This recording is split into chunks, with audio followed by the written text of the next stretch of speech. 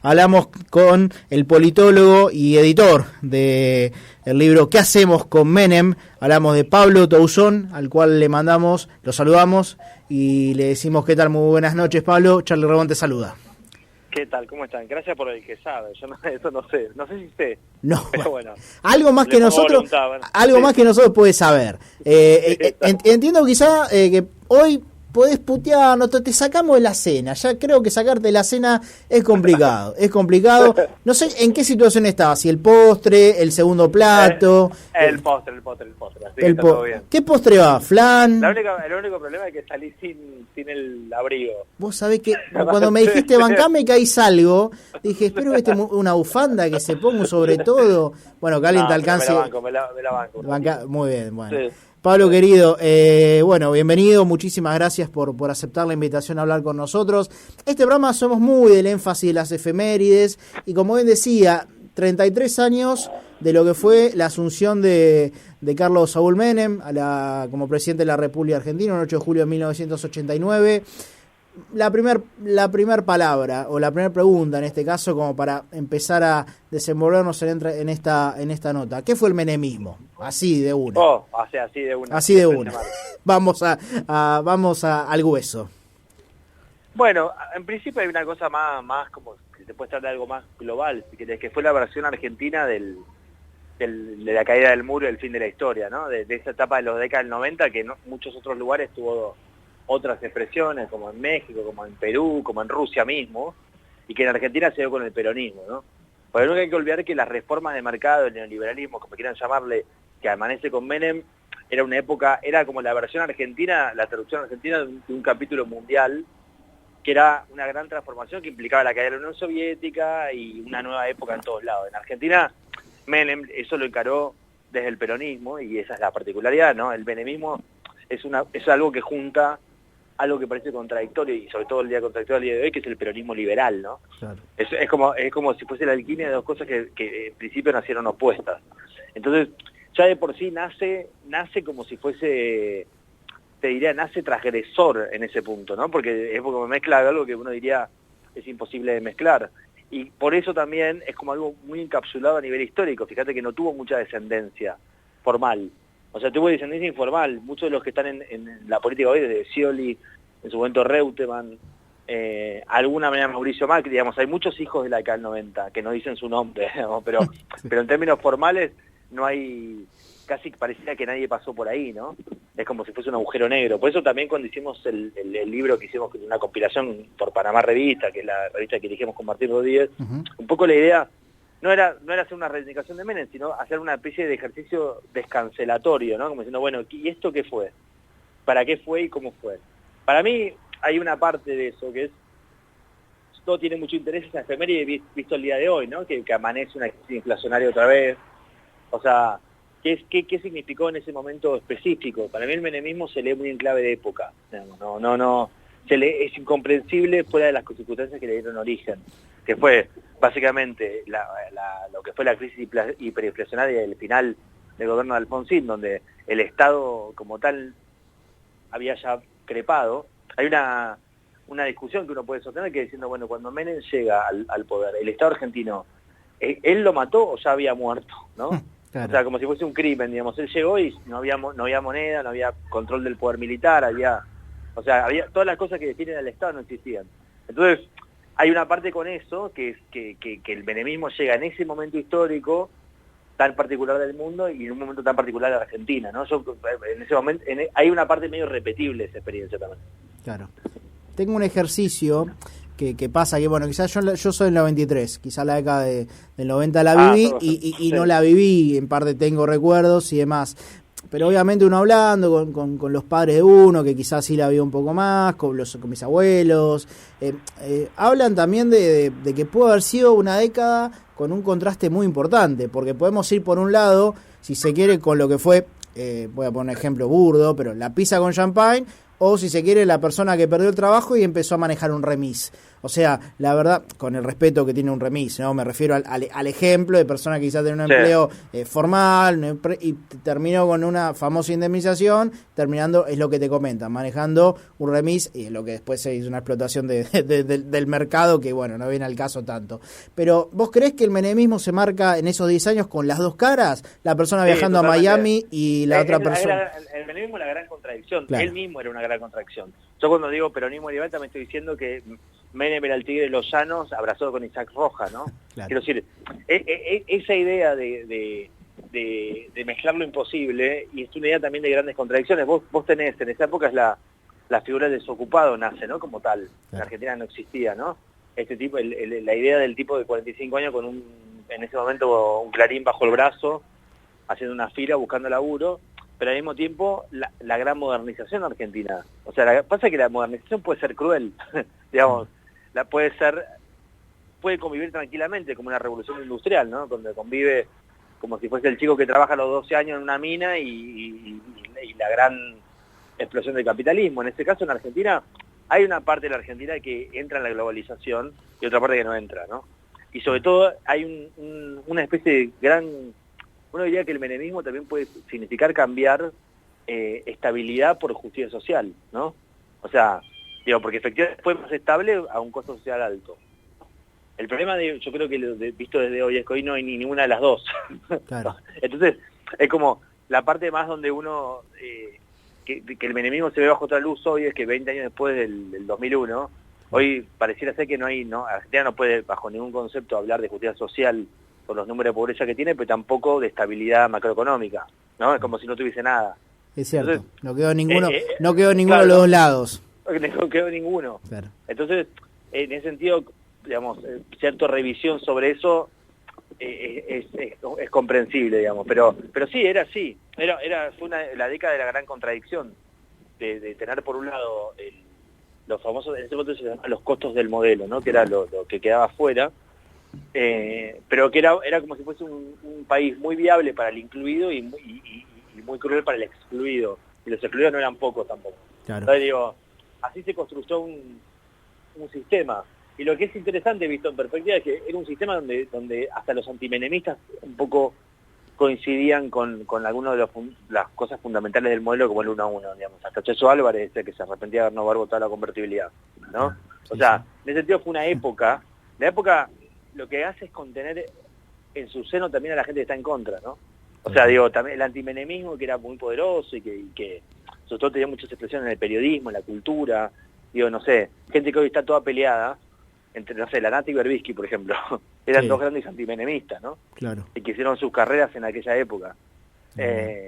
Digamos, un texto del libro que no escribí yo, que escribió un compañero que se llama Mariano Justo, se llama Contra Menem estábamos mejor, y era un poco esa idea, ¿no? Como de que el menemismo armó una época más allá incluso de los que eran menemistas, ¿no? Claro. Es como una época que para todos, uno dice los 90, e incluso los que no la vivieron se imaginan algo, ¿no? Ni hablar. Es como, en ese sentido, muy compacto. Te llevo a un plano un poco más personal. Sí.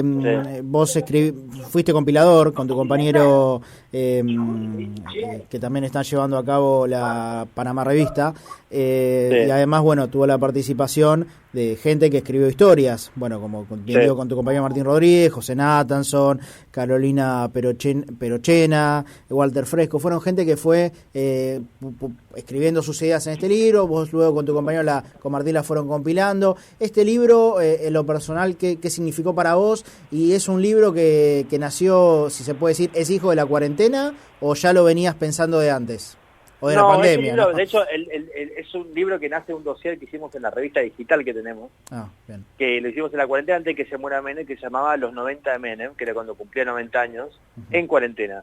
Y ahí hicimos textos en la revista digital, ¿no?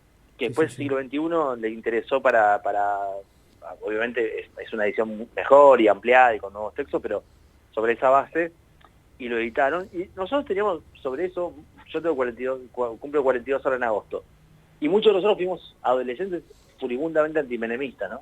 Entonces era interesante 20 años después revisar el prólogo que se llama Menem con el diario del lunes, y era un poco revisar nuestra propia historia también con eso.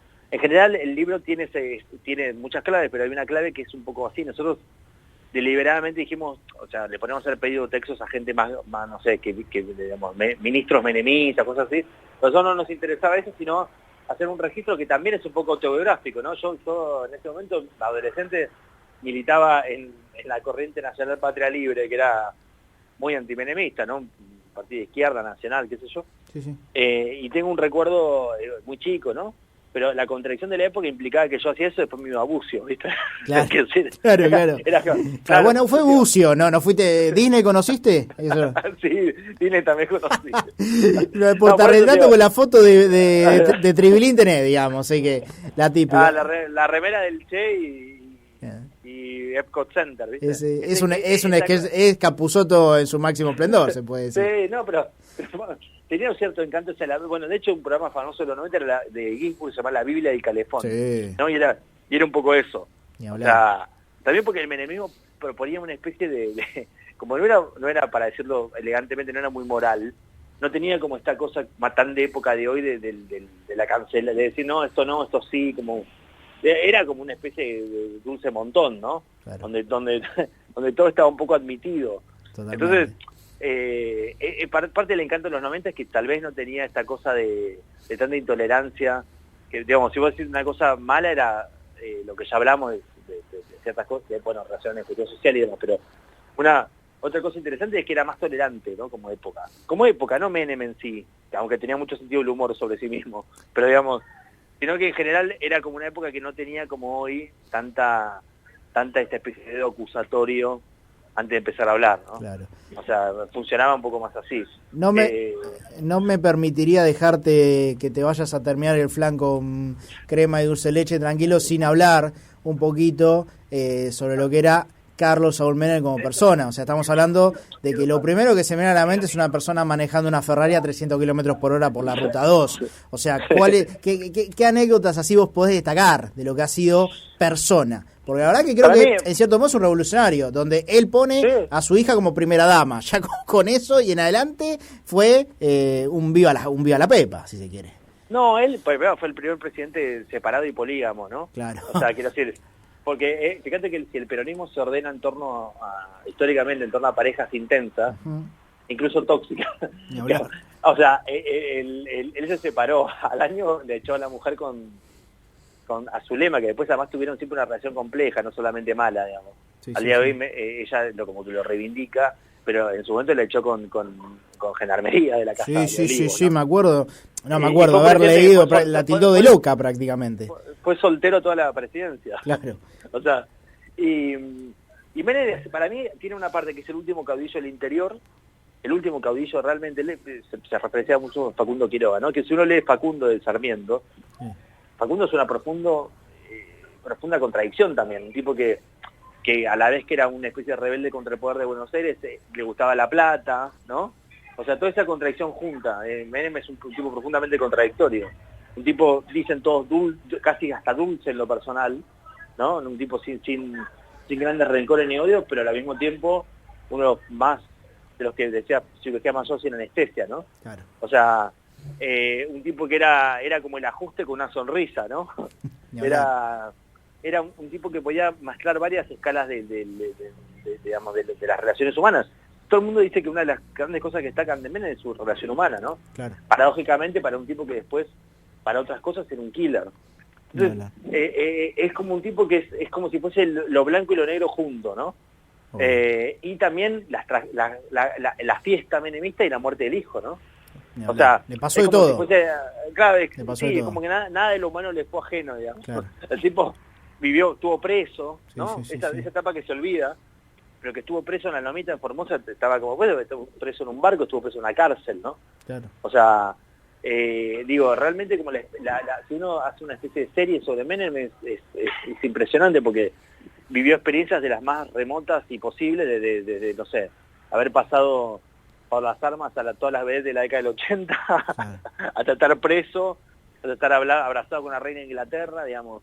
Es como una cosa muy extraordinaria. A veces el personaje, en ese sentido uno le tapa está en cosas que uno no sabe por dónde empezar, ¿no? Ni hablar. O sea, no sabe por dónde empezar a juzgarlo. Claro. Si le divierte, si lo odia, si no sé qué. Pero bueno, esos son los personajes que son más interesantes, los que no tienen sobre ellos una conclusión tan definitiva. Ni hablar. A mí eso te diría que lo que sin lugar a dudas y que lo que sí me parece que está bien que esté es que sea un personaje que políticamente fue muy central Menem, digamos. Ni hablar. O sea, no puede ser que no haya un busto de él también.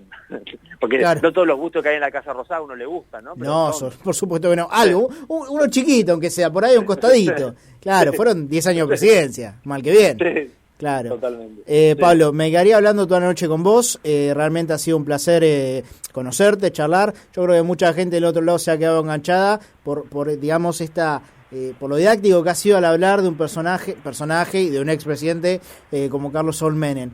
Tengo ganas de seguir escuchándote. Si tengo ganas de seguir o escuchándote, leyéndote, ¿en qué lugar lo puedo hacer? ¿En qué lugar te puedo contactar? Panamá Revista.